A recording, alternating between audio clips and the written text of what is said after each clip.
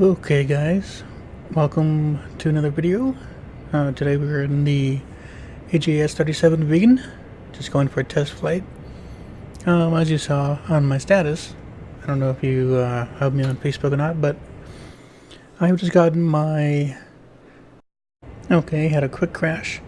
As I was saying, I've already taken a KA-50 for a quick spin with the Crosswind rudder pedals, and I must say they are really smooth, very responsive, and a whole lot smoother on the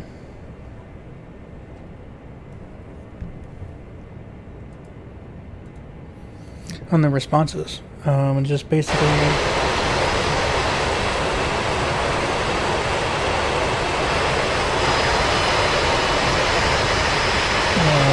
with flying around and basically going on the center point onto the rest of the rudder pedals, there's no snap like there is with the CH products. There's kind of like a snap one, and I think some people like it because they like to know where the center point is. I kind of prefer a smooth throttle, and the same thing with the rudder pedals. I kind of like the rudder pedals to be smooth all the way through, and these are like that. They definitely have a little indent. But other than that, it's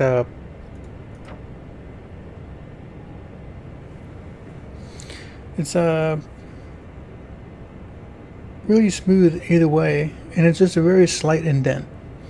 I have my rudder pedals indented as I do in most aircraft. This is my first time flying a Viggen on a Vegas map, which I think is why it crashed last time. I know there's some bugs. This is my favorite aircraft though. I haven't even looked at my controls, so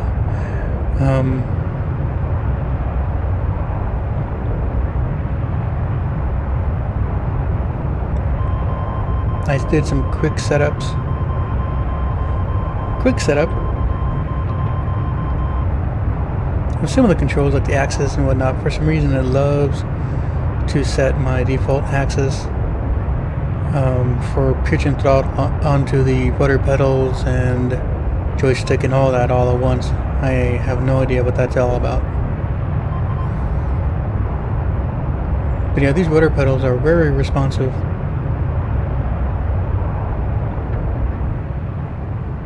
My frame rate is horrible at the moment.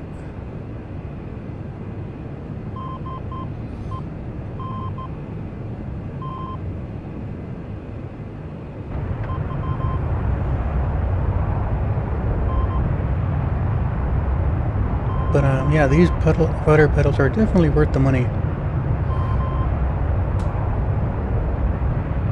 Now this aircraft, ajs-viggen, is totally new to the Vegas map, so probably has a whole lot of optimization to be done. I almost loaded up my game with the KA-50, but I feel like I'm always doing the KA-50. And while it's my favorite, it's not the quickest, it's not really the funnest to watch.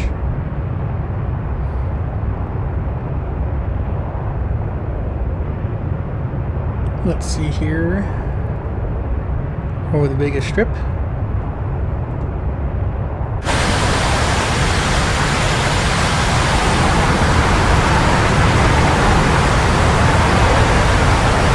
yeah, if you haven't looked into the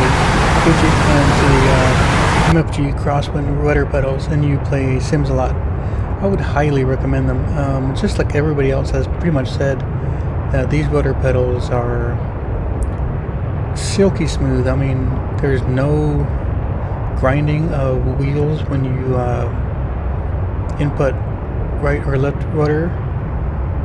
There's just a really slight indent in the center, which I think is nice. It doesn't snap like the CH products where it kind of snaps into the center, which for me is a major distraction.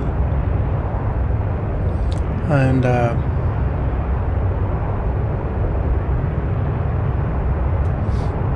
don't know, just it's really hard. It makes the aircraft kind of thrash to the left or right when you return to the center. Whereas these ones just kind of, it's still quick, but you have a whole lot more control. The control is very, very precise. I do love this map. Overall, I'm really happy. I ordered these in November, and it's now April that I just now received them, so they did take a long time, like everybody says who orders these weather pedals, that they take a while to get here. He kept in contact with me.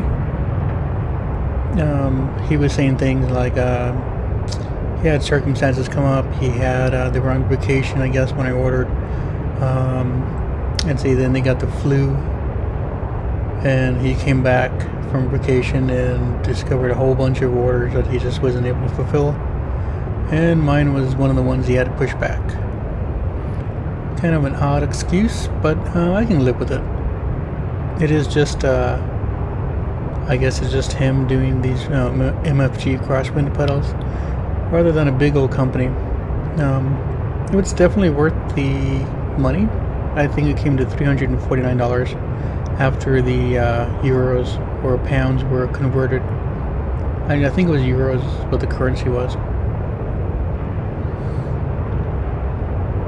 And yeah, but anyways, after playing around with these for a little bit, yeah, they are definitely a world better than the CH products. There's no cringing or cracking or rolling wheel sounds as there is with the CH products. They're just smooth movements. Not to mention that they mount with the Wheel Stand Pro stand that I have, and that's what I have for my Warthog stick and throttle.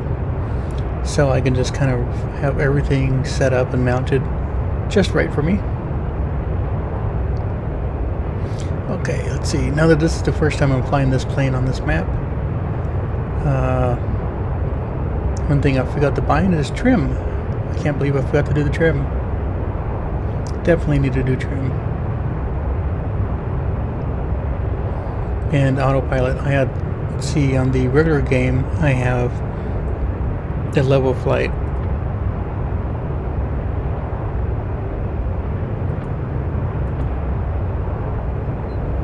There we go.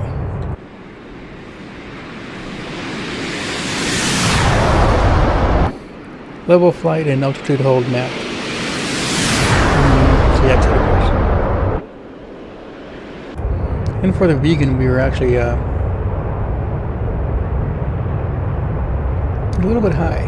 I mean, this thing is designed to fly at treetop level, skimming the ground.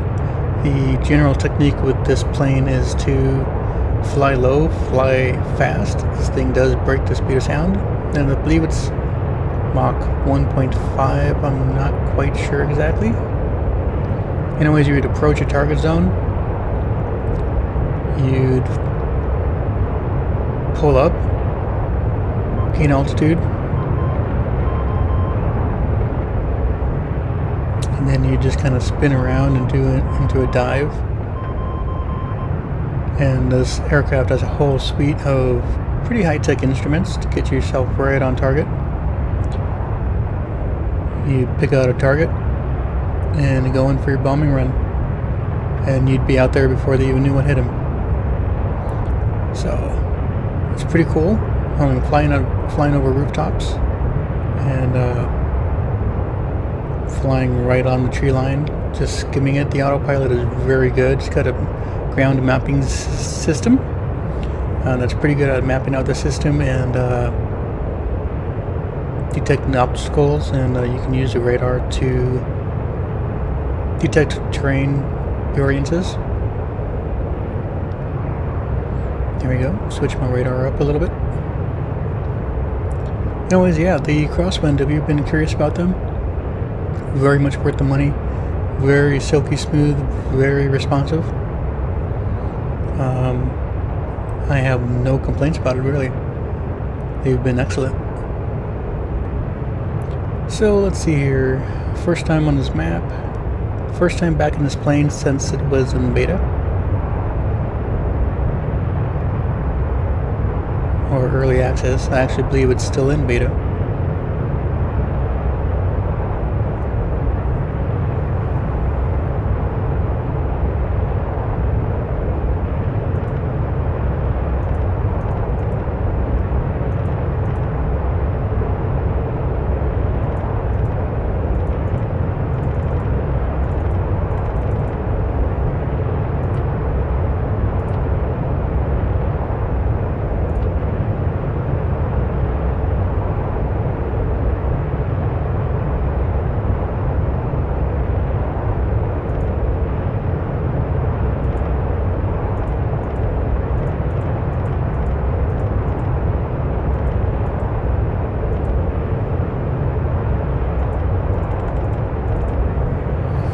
Let's see, I can't get any of the buttons to work. I'm not sure if I have them mapped out wrong or if this is the biggest issue. I did read that there's some issues with the biggest map on this plane.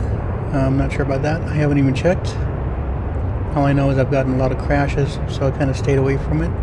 But I figured I'd try something new with this video. So let's go ahead and see if I can land without dying horribly. I'm going to turn on my thruster reverse.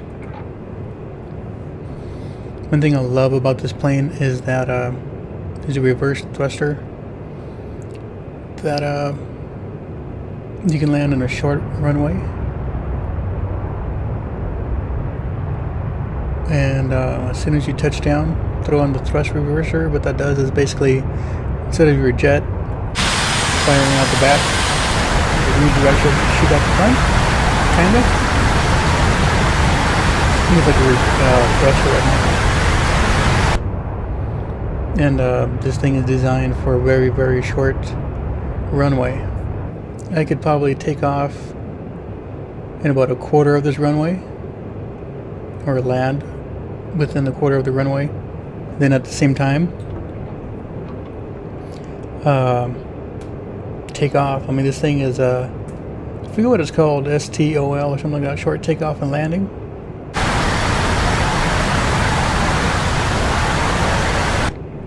I did add some weapons to this. I'm not really sure why. I had no intention of using the weapons.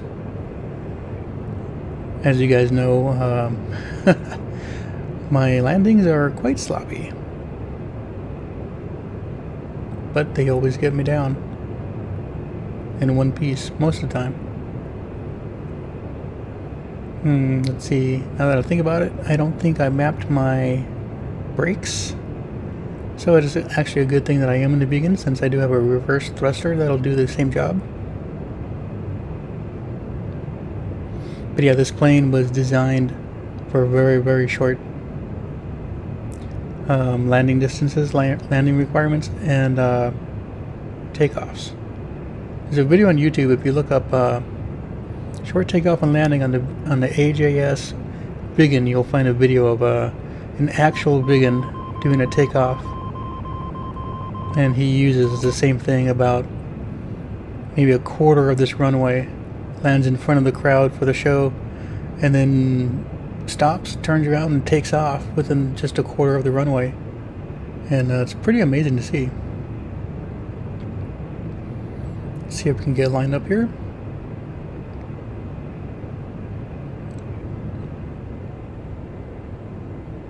I noticed that the startup sequence for the Viggen does not work in the Vegas map, at least last time I checked.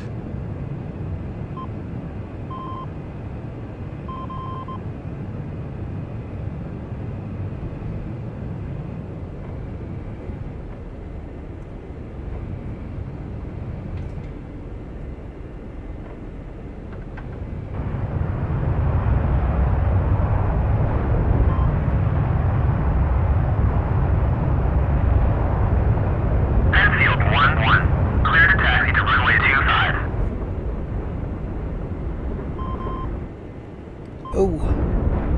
I had it, and then I messed up. I was down and everything.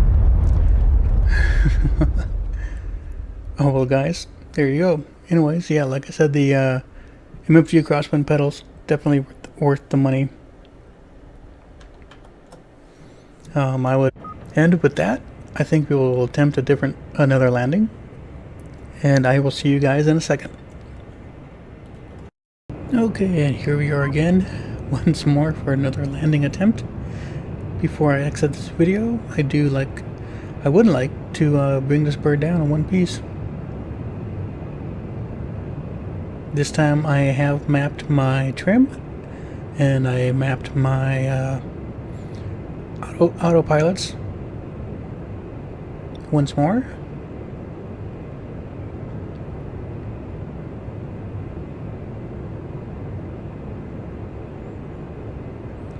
I don't know if it's just me not being used to using rudder pedals to begin with, but I always have a tendency to have one foot on the pedals, either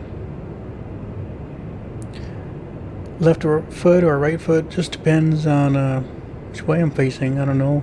It is just, I have a habit. My plane always kind of leans, and I always wonder, what am I slowly turning? And then I realize, oh yeah, I've actually got the rudder pedal engaged.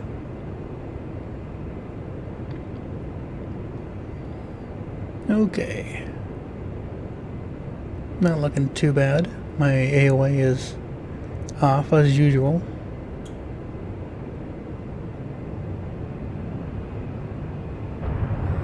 Now this plane has a lot of thrust, so if you begin to stall out, just kick the afterburner into third gear, and you can gain so much speed so fast.